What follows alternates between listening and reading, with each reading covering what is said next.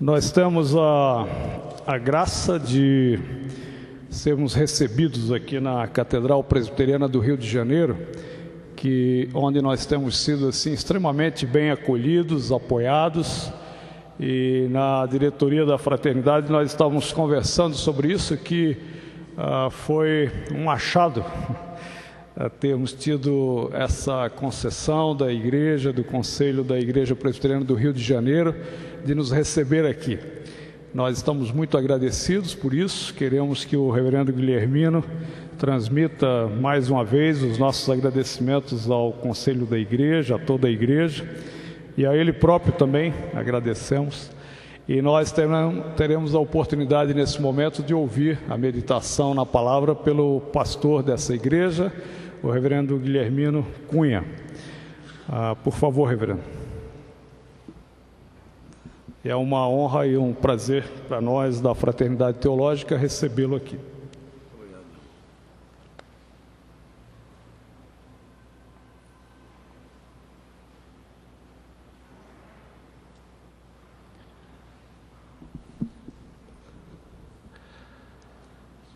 A minha palavra de saudação e de boas-vindas, nós procuramos transmiti-la no encontro da Aliança e renovamos aqui.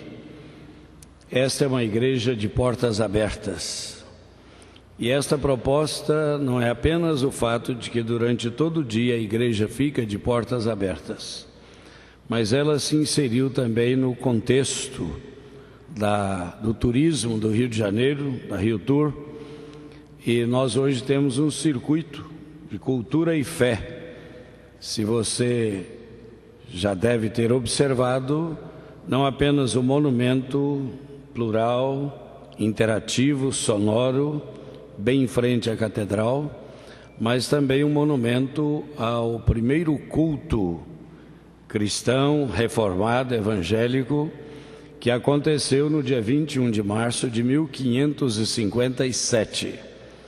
Você tem ali a escultura dos dois pastores calvinistas que vieram com os huguenotes, e tenho certeza que você sabe que os huguenotes era um partido reformado, presidido por um calvinista chamado Gaspar de Coligny, e ele, quando enviou Nicolau Durand de Villegagnon, era o propósito de abrir um espaço neutro como a Suíça, como Genebra, para abrigar refugiados das guerras religiosas da Europa.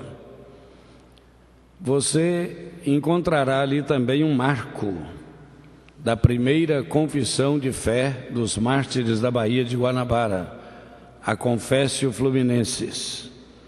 Mas se você já observou esta Bíblia comemorativa do 6º centenário do presbiterianismo, aqui você tem uma síntese dessa história, da presença dos huguenotes e também dos reformados holandeses em Pernambuco e Paraíba. Você tem aqui também documentos antigos, como a íntegra do texto da Confessio Fluminensis. Você tem também um documento de Simonton, no ano da sua morte, em que ele, perante o presbitério do Rio de Janeiro, do qual tenho o privilégio de ser o vice-presidente,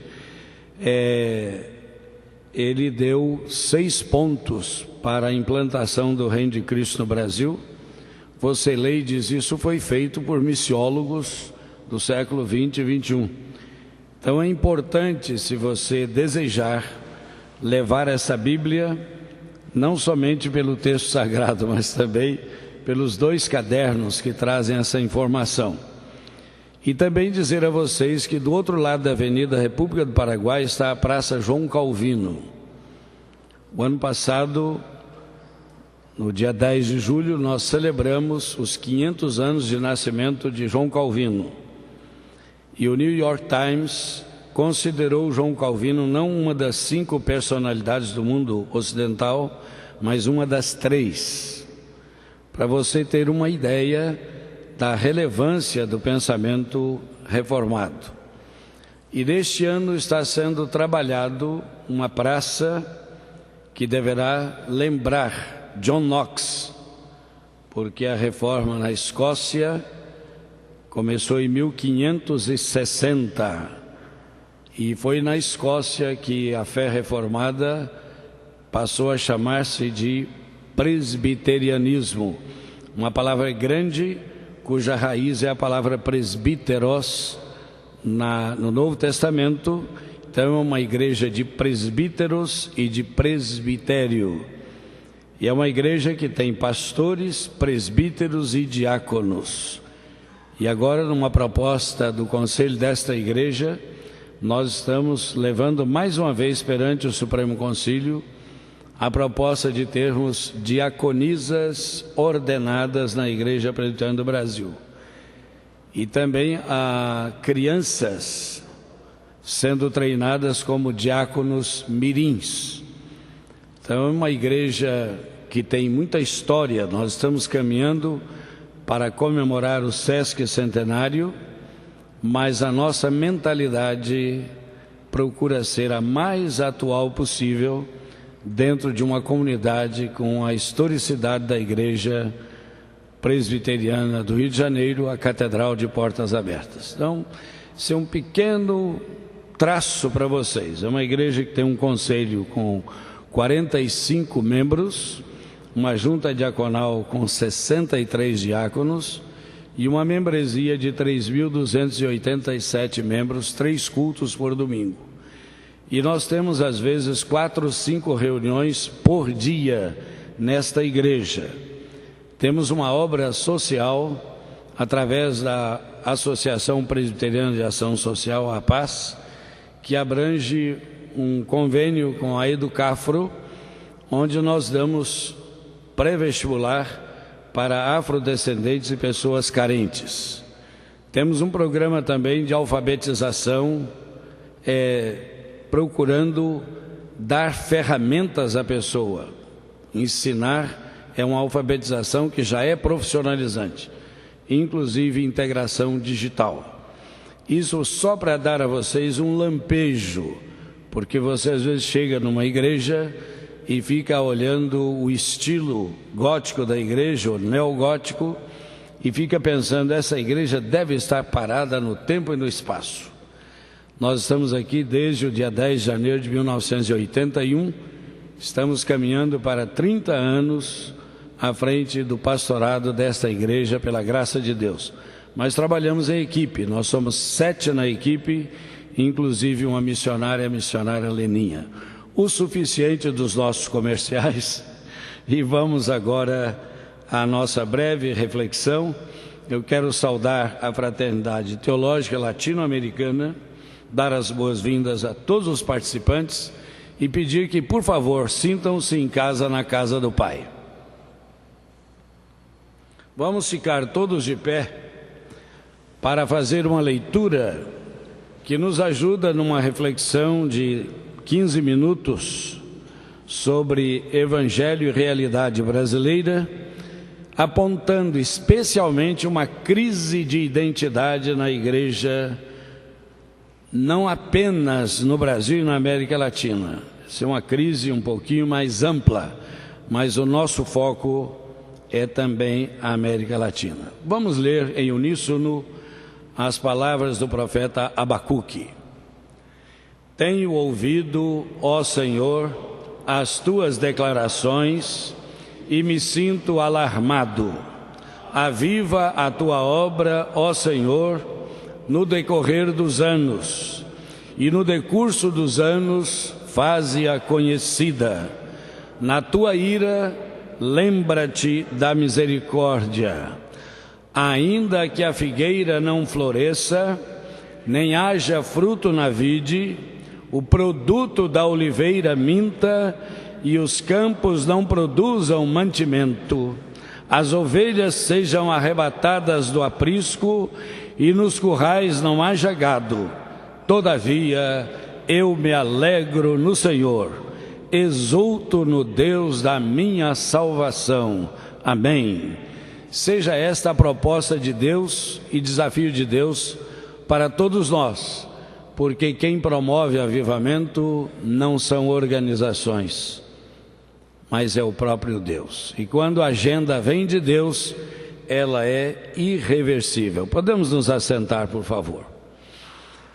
Na nossa participação na Comissão de Estudos Constitucionais da Presidência da República, em 86 e 87, o professor Miguel Reale procurou trazer uma breve reflexão, naturalmente com muita amplitude, de que os ideais da Revolução Francesa acabaram dando origem às principais ideologias partidárias. E são raros os partidos políticos que tenham alguma formação e alguma mensagem ideológica. O ideal de liberdade está na raiz do conceito do liberalismo: livre empresa, livre concorrência, lei da oferta e da procura, as leis do mercado regulando a economia, e percebeu-se que o liberalismo entrou em falência. Então surge um modelo neoliberal que traz a globalização de todos os segmentos da política, da economia e até da religião. Quando você pensa na palavra égalité, a igualdade, deu origem aos partidos que buscam a supressão das classes de uma sociedade igualitária, onde o Estado controla tanto a produção quanto a distribuição dos bens. E os interesses coletivos são colocados acima do individualismo, dos interesses individuais. Fraternité dá origem às democracias cristãs e alguns partidos que tenham algum sinal de filosofia partidária. Isto tão somente para nos introduzir e criar um pano de fundo para uma reflexão sobre a crise de identidade na Igreja. Esse conceito pós-modernidade anda sendo usado de uma forma muito estranha, porque à luz do quadro impõe-se perguntar. Quando você pensa em pós-modernidade, tem gente que pensa no amanhecer do século XXI. É um equívoco. A pós-modernidade, ela começa no final da Segunda Grande Guerra Mundial. Então é importante a gente estar alerta. E à luz desse quadro, convém perguntar qual o lugar da pregação e do ensino da Bíblia, para que se torne realmente relevante a mensagem que a Igreja tem para hoje. É a necessidade de trazermos uma mensagem que responda a perguntas que estão sendo feitas pelos outros e não por nós. Que desafios a Igreja enfrentará nesta era pós-moderna? E agora penso muito exatamente no período desse novo milênio. Qual é o lugar da verdadeira espiritualidade? E quem pode definir a verdadeira espiritualidade? E, aliás, perguntar o que é espiritualidade parece fora de moda, mas é extremamente necessário, porque tem muita gente com conceituações bem equivocadas.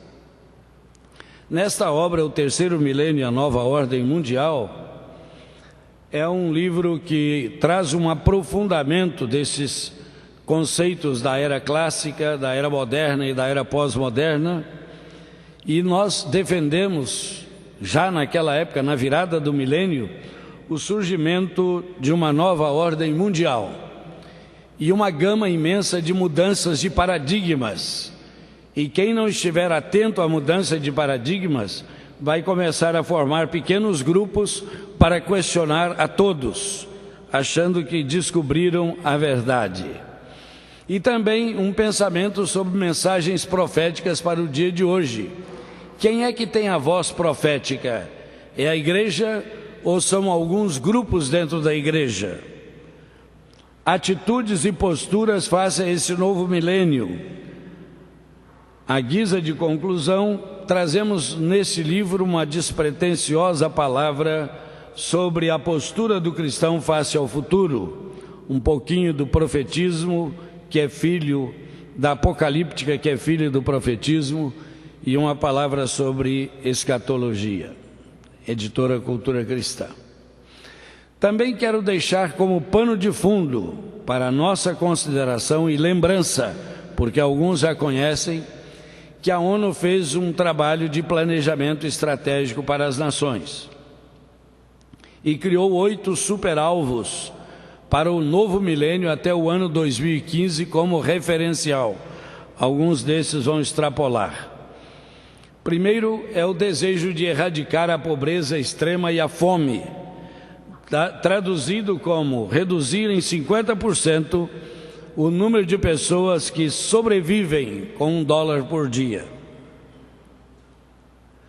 Universalizar a educação primária, de tal maneira que todos os meninos e meninas possam ter, pelo menos até o ano 2015, a educação fundamental. Um outro superalvo, promover a igualdade entre os sexos e dar mais poder às mulheres. Essa igualdade entre os sexos não tem nada a ver com homoafetividade. É igualdade de oportunidade e não discriminar a mulher no mercado de trabalho, tanto na área da educação como em todos os níveis, inclusive na igreja. Reduzir os índices de mortalidade infantil, que é um problema não só da África, mas de muitas comunidades pobres. Reduzir em 2/3 o índice de mortalidade de crianças até os 5 anos de idade. Melhorar a saúde maternal, porque nós temos um número muito grande de mulheres ainda morrendo no parto. Combater o HIV, AIDS, a malária e outras endemias. E se vocês observarem, o continente africano é o mais assolado por esse vírus, que tem inclusive possibilidade de ter sido produzido para reduzir o rebanho humano. Porque há um grupo de estudos que ficam criando assuntos para a humanidade, mas na verdade esta informação na nova ordem mundial, de que os seus gestores querem reduzir o rebanho humano em 30%, está se mostrando em algumas pandemias que são literalmente inventadas. Então, uma fraternidade teológica precisa ser composta de massa crítica e não de massa de manobra. Assegurar a sustentabilidade ambiental. Em 1992, nós tivemos aqui uma conferência da ONU no Rio de Janeiro. Tive o privilégio de coordenar a cruzada e a marcha, dizendo que nós estamos propondo para todas as nações aqui representadas que nós devemos celebrar Deus com o planeta Terra. Este foi o tema de toda a cruzada, que mobilizou, nas estimativas, entre 700 a 1.200.000 pessoas no centro do Rio de Janeiro. Pois bem, desenvolvimento sustentável é a frase que ficou marcada, porque nós somos todos passageiros de uma nave finita que se chama planeta Terra. Alguns ambientalistas querem sacralizar a natureza, outros predadores querem destruí-la. E a proposta desta conferência da ONU foi exatamente o desenvolvimento sustentável, usar os recursos para o bem do maior número possível de pessoas. O último superalvo, desenvolver parcerias globais para o desenvolvimento, onde as nações respeitem os tratados e o ambiente. Vocês se lembram que naquela época os Estados Unidos recusaram a assinar o documento sobre o respeito à diversidade biológica dos recursos naturais e já não assinaram o protocolo de Kyoto. Então nós estamos olhando uma situação global. Creio que se pensa teologia e se pensa a identidade da igreja dentro de um contexto. Você não pode ficar refletindo dentro de uma redoma e dizer: a América Latina é o mundo para nós. Isto é reduzir o mundo ao quintal da casa. Crise de identidade na igreja. A igreja no Brasil, na América Latina e no mundo está passando por uma séria crise de identidade em todos os seus segmentos representativos. Vejamos, por exemplo, a Igreja Católica está em franco processo de gospelização. E você hoje é capaz de ouvir um padre pregando participar de uma missa e achar que está num culto. E se for da ala carismática, diz: gente, eu entrei numa igreja pentecostal ou neopentecostal, e corre lá na porta para ver a placa. Isto é crise de identidade. É fácil falar dos outros. Vamos apertar um pouquinho mais. As igrejas históricas estão querendo ser pentecostais ou carismáticas. Em quase todas elas há segmento e uma tensão e uma polarização. O tempo não nos permite entrar em nenhum outro detalhe a não ser fazer essas constatações. E gostaria de lhes dizer: eu tenho encontrado igrejas pentecostais querendo ser mais solenes e históricas. E aqui eu me refiro com muito carinho às Assembleias de Deus. Tenho encontrado líderes produzindo obras e a própria CPAD publicando obras de referência de autores que as nossas editoras protestantes tradicionais não publicam. Isso é um sinal dos tempos, minha gente, crise de identidade. Os segmentos neopentecostais ou as igrejas independentes desaparecem aqui e surgem ali de uma hora para outra. Dividem-se com muitas facilidades, porque neopentecostalismo é um movimento que se forma em torno de um líder carismático e das suas ideias ou doutrinas. Quando surge um outro que faz o contraponto, divide. Vocês já viram esse filme várias vezes. Não existe lealdade denominacional. A lealdade é ao líder e às suas ideias. E eu quero que vocês saibam que nós temos também alguns líderes históricos que querem ser gurus evangélicos. E alguns andam com um salto tão alto que você consegue falar com Deus, mas não consegue falar com eles. Eles lhe passam de secretária, para assessor, para isso, para aquilo, e você não chega lá. Isto é um grave, sério sintoma crítico de crise. Em síntese, podemos dizer que o que nós vemos hoje é uma igreja protestante sem protesto. Quando eu vi passar esse acordo Brasil-Santa Sé e ninguém trazer uma palavra com força, é porque nós somos protestantes sem protesto. E saibam de uma coisa: aquele acordo é inconstitucional. E pelo Tratado Internacional de Genebra, quando qualquer acordo internacional fere o ordenamento jurídico de qualquer uma das partes, ele é nulo. Foi por isso que ele passou na Câmara e no Senado sem ser submetido a uma comissão de Constituição e Justiça. E você viu isto, acompanhou isto, e eu não vou nem perguntar, porque seria um absurdo eu perguntar isso. Eu pressuponho que os que integram a Fraternidade Teológica Latino-Americana leram esse acordo. E se não leram, shame on you. Esse é o ponto que nós estamos vivendo. Nós estamos dentro de uma redoma, ouvindo o eco da nossa própria voz. Nós vemos hoje uma igreja reformada precisando de reformas. E reformas sérias. Não somente nas suas antigas legislações e constituições.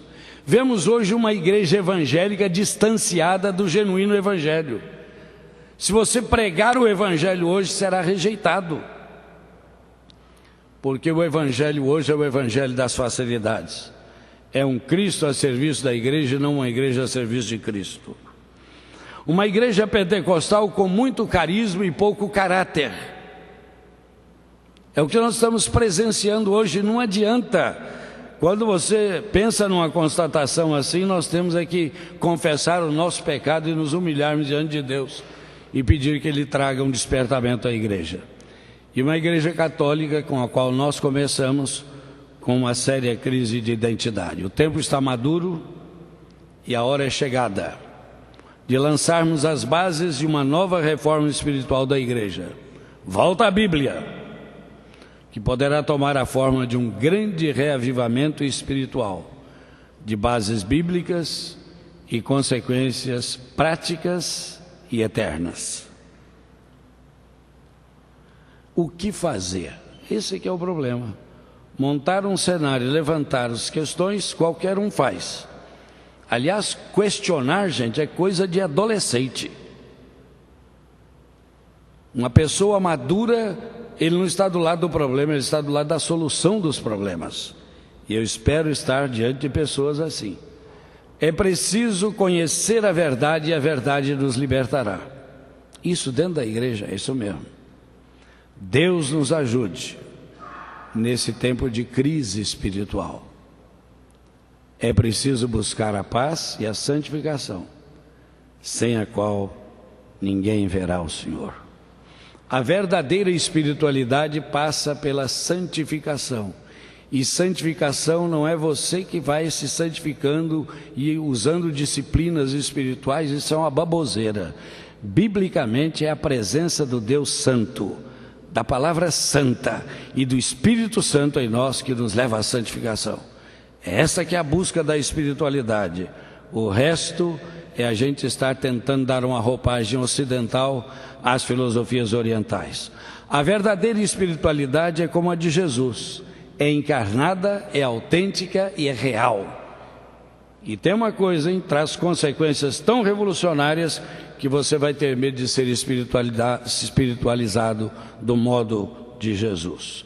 A verdadeira espiritualidade também é bíblica. Ela não trata de meditação. É preciso ter o mesmo sentimento que houve em Cristo Jesus. E eu pergunto, isso é possível? Com a maldade dos nossos pensamentos, do nosso coração, com a falta de respeito aos ministérios, nada incomoda mais um líder do que ver um ministério bem sucedido. Ele tem que achar algum defeito ali. Isso é sinal de doença na igreja do Senhor Jesus. 1 Coríntios 2,16, o apóstolo termina dizendo: mas vós tendes a mente de Cristo. E eu pergunto, a mente de Cristo é igual à minha mente e à sua?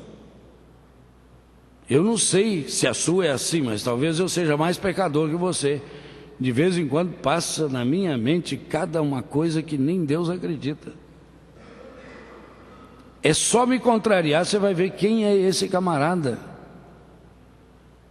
E eu tenho a impressão que você encontra algumas pessoas que parecem até santas. Toca um pouquinho no calcanhar de Aquiles deles e você vai descobrir o leão que está ali dentro, a fera que está ali dentro. Espiritualidade é para a gente brincar ou é para levar a sério? Um pouquinho mais.